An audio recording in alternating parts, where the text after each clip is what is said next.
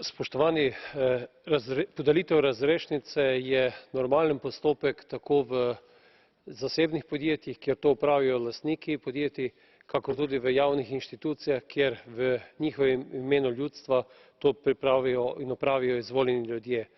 Zato z veseljem sledim poročilu poročevalca, ki je ugotovil, da so v podjetjih Artemis, ENIAC in tudi v Evropskem inštitutu za inovacije in tehnologijo za proračunsko leto 2013 naredili popravke, upoštevali priporočila in sledili tistim, ki podeljujejo razrešnico.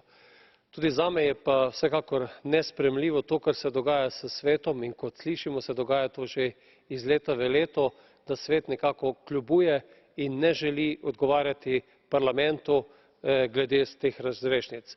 Zato podpiram stališče poročevalca, da te razrešnice ne podelimo, in upam, da bo v prihodnje Svet pokazal več spoštovanja do Parlamenta in s tem tudi do evropskega prebivalstva.